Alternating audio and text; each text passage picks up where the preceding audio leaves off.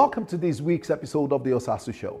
Women's equivalent participation and leadership placement in political and public life are essential to achieving a gender-balanced political space.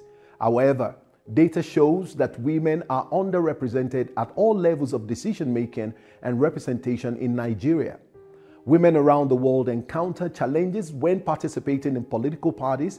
Nevertheless, political reforms are movements to break patterns of exclusion, hence the need for parties to establish rules and norms that promote women's participation. On the show today, we'll be talking about women in politics, breaking the hyper-masculine culture and circle of gender exclusion in political parties, using PDP as a case study. North to South Africa,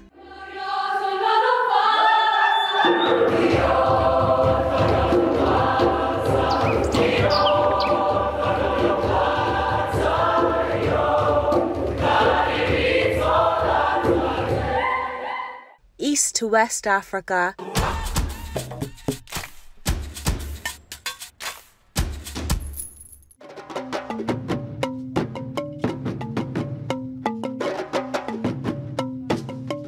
TOS TV Network is your digital-first Pan-African news network, bringing you news from across the continent. Visit our website www.tostvnetwork.com and follow us on social media at TOS TV Network on Instagram, Facebook, and Twitter.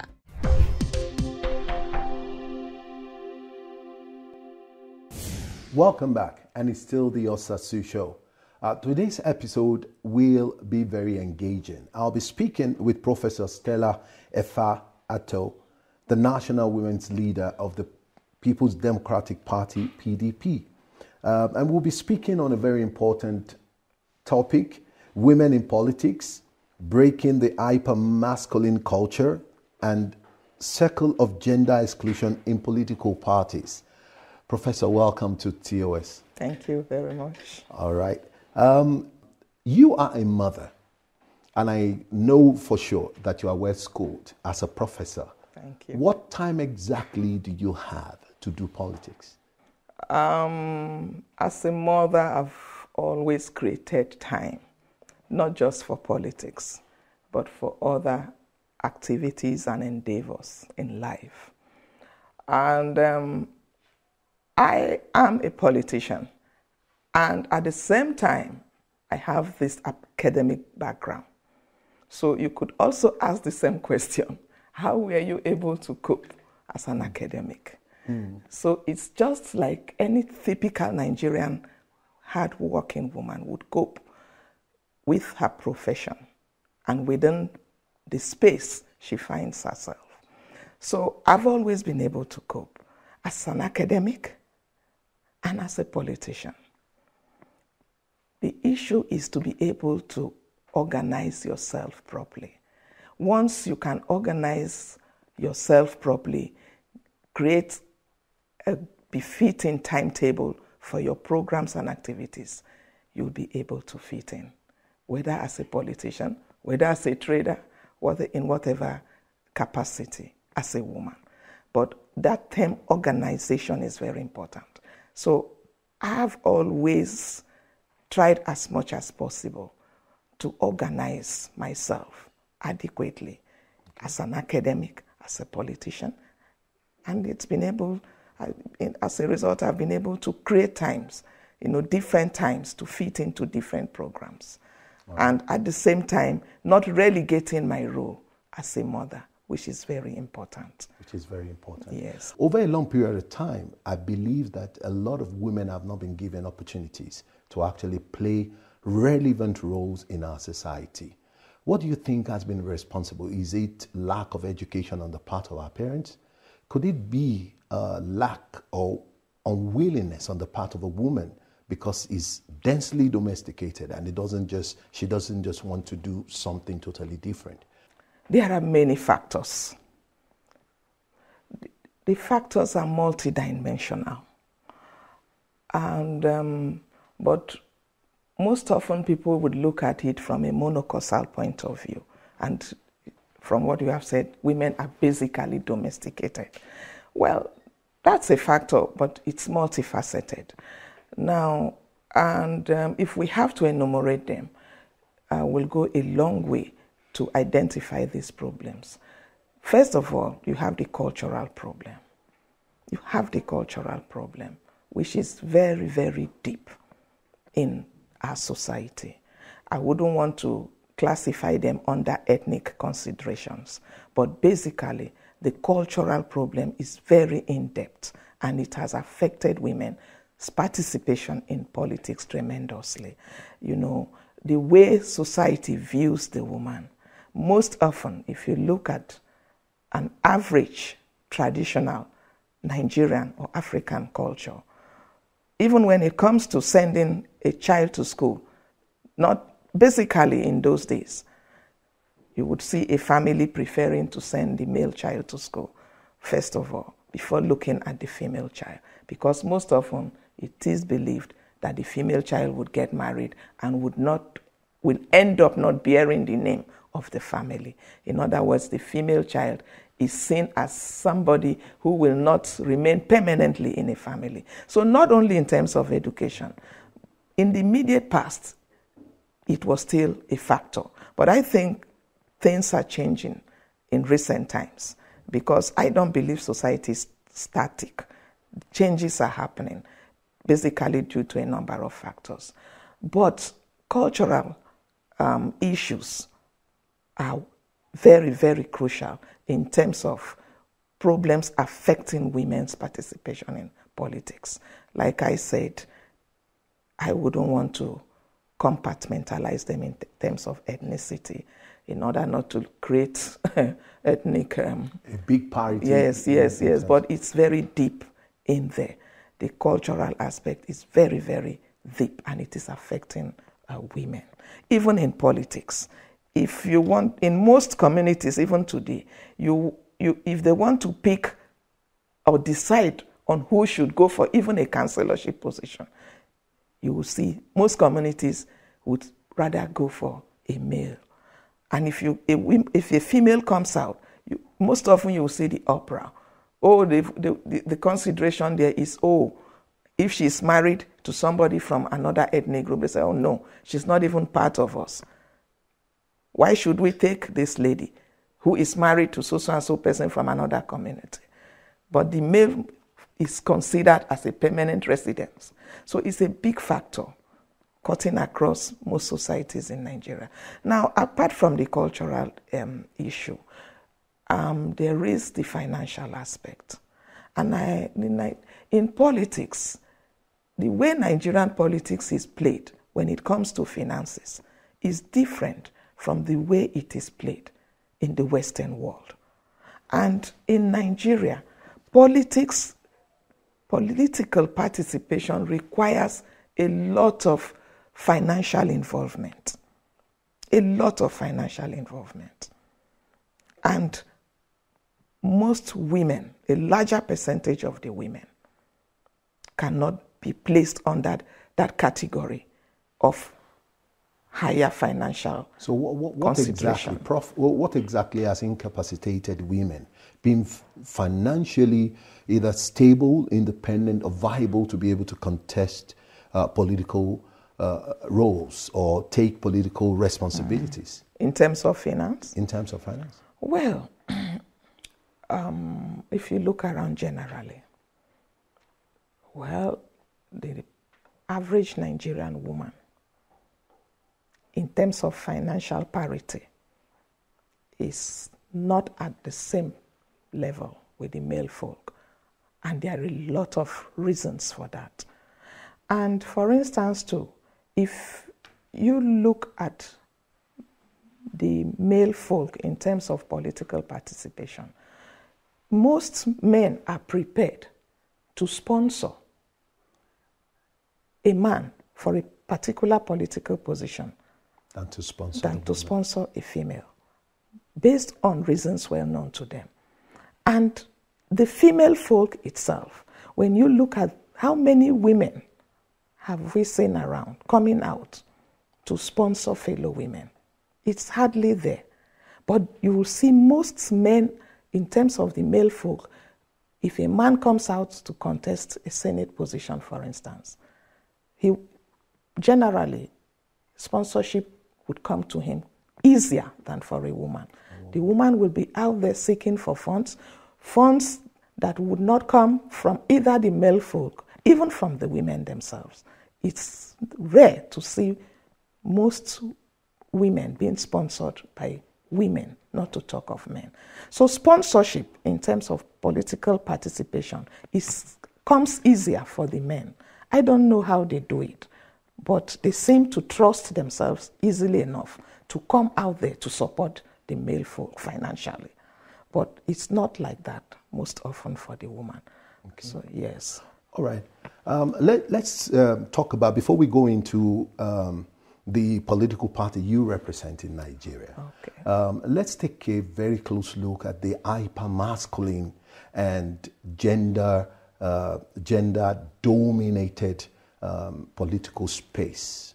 Okay. Would you qualify or define the People's Democratic Party, PDP, as female-friendly in terms of their political understanding, political inclination to include women in major political responsibilities and positions?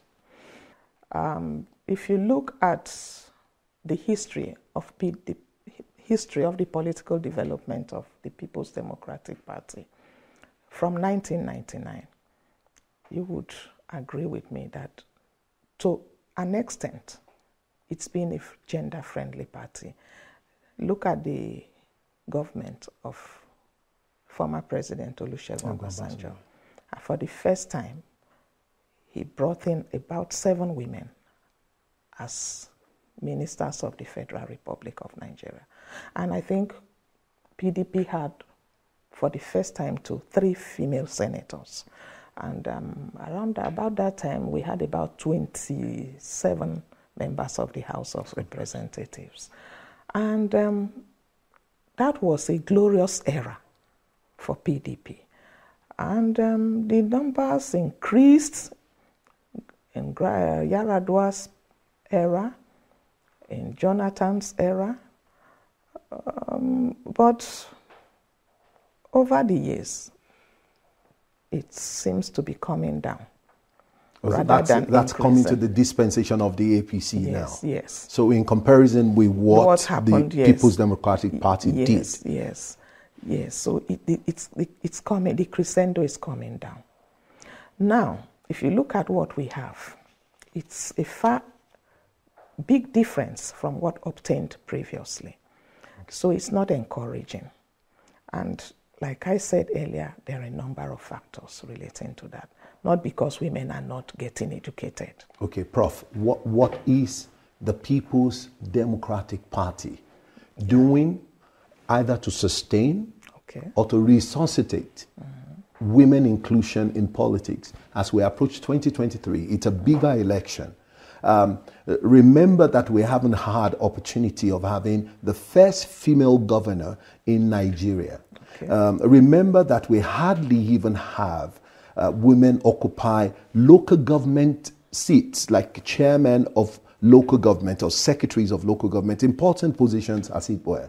Again, let us consider the fact that during the PDP era for 16 years, and this I hope doesn't put you on the spot, we have women who occupied positions, and today it became a very colossal failure.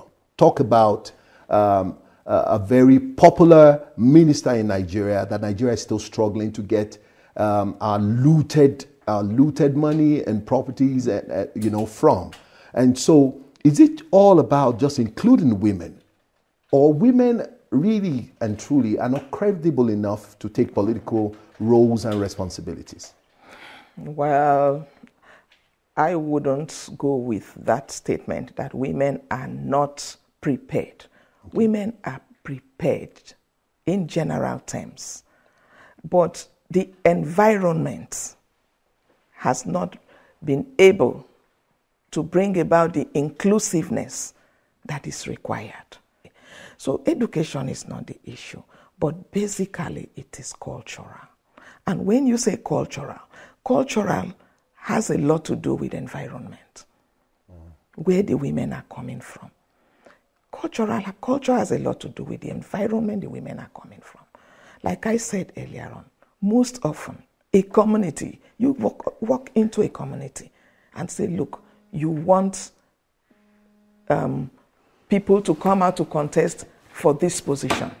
That community, a typical Nigerian community, will bring out a male for you. A typical Nigerian. And when you look at it, what is the reason behind it? It is basically cultural. Are you following me? Now, for instance, we've just finished with the PDP National Convention that produced the new National Working Committee members.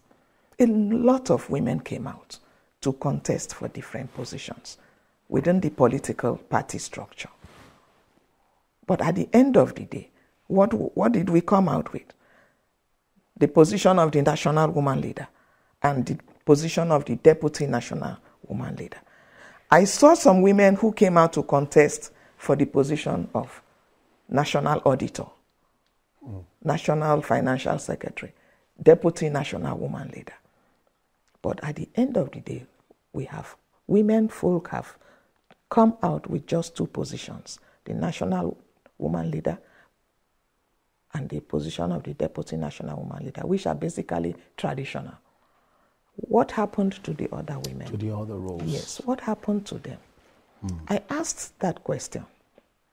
And are you not worried? No, that's what I'm going to say to you. That your political party actually is still practicing what you call gender exclusion? No, let me finish. Don't go. You are just being generalized. Okay. Let me give you just this example, which is not just applicable to PDP. It's applicable to many political parties. Okay. I'm asking the question, what happened to other women that contested for the other positions? And at the end of the day, I discovered that, well, the major issue I could identify was cultural. It's still cultural? Yes, I'm telling you. The basic issue I could identify. When you say cultural, Prof, are you saying how they were being brought up, where they are being brought up, how they are being brought up, or the family setting that they came from? No. These women, I have said to you, came out to contest these positions, but they were hindered by some cultural considerations. I don't want to... Is it a political... Let me give you an example. The cultural consideration, is it That's purely what I political? want to say to you. Okay. It's political at that time because we were handling political issues. So it was political at that time. Now, I asked some questions, and in some cases I was clearly told that, look, how can a woman occupy this exalted position? And when it is time for election, is this the woman that we are going to follow behind to speak to these big traditional chiefs? I was taken aback. Oh, so I asked again, is that why you don't want some of these women to come out? And some of the answers I got was, well, we don't know how we are going to line up behind these women. So Prof, invariably you are saying that the People's Democratic Party, PDP, also falls within the net of some of the political parties, or almost all the political parties in Nigeria, that still practice and believe in hyper-masculine gender exclusion, even though you have emerged as the national women's leader. But the most important thing is that the PDP is not even prepared to make women relevant in the political space. No, I wouldn't agree with you. Okay. That happened. And like I said, it is not peculiar to PDP. Okay. The problems women are facing in politics, in terms of political inclusiveness, is not limited to PDP. It cuts across all the political parties in this country. So, and we women are beginning to realize it. Are you following me? We are beginning to realize it. I think it should be men that should realize that and then change the narrative, not women trying to realize it and fight for their own. We are not fighting. Women are not fighting. Women have to come to this realization. Okay. And in coming to this realization, women will be adequately composed and prepared enough to know how to go about solving this problem. And how do you solve this problem as women? You don't solve the problem in isolation. You must identify the opposite sex in the process of solving this problem. In other words, in competition with him. Yes. The women have to work with the men to solve this problem. That is why I said it cannot be done in isolation. And it's not something women would do in a violent approach or in an aggressive approach. Okay. So the best approach I have always advocated is persuasion and effective consultation. Okay. We have to sit down with the men, consult with them, persuade them, make men to see reasons across political parties. Okay. So PDP in 2023, is there any plan for the political party to make women more relevant? Are we possibly going to see the first woman candidate? Are we possibly going to see maybe a woman position as the vice president of the country? Well, by the grace of God, Nigerians will see more. So I don't want us to have this impression that PDP has not been doing something. For instance, in the party guideline, there are certain things that had always been there and have always been there. Like in terms of electing ward delegates for congresses, it's always been in the party guideline that out of the three, there must be a woman. There must always be a woman amongst the three. Why can't the three be women? Oh, why can't it be a ratio 2 to 1 did women you say? to, did you hear me? I said at least. At the least. Okay. So it's always clearly stated in the guideline. At least one must be a woman. So it's always been there in the guideline for years now. And whenever the congresses comes up, you will discover that at least one woman would emerge at that ward level as a delegate. I've seen an instance where even 2 women emerged in my state, in some wards. So the term there is at least. Okay. But you see, there's been this deliberate attempt, to get some of these things in there. And but like I said, the party is there at the top with this massive guideline. But another issue is the implementation at these local levels with various cultural backgrounds. Okay. You see, the party has the guideline there.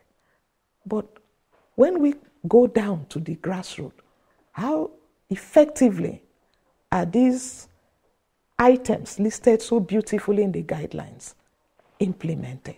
All right. That is where I keep talking of culture. Okay. All right. So I agree to a level of degree that the PDP is doing the needful to make women more relevant in the political space. Thank you very much, Professor Stella Efa Atto, for coming on the Osasu Show. Thank you. Thank you. And that's it on today's episode of the Osasu Show. Follow us on social media at the Osasu Show, at Osasu Igbinedion, at DSTV Network, on Instagram, Twitter, and Facebook. Join us the same time next week, and God bless you.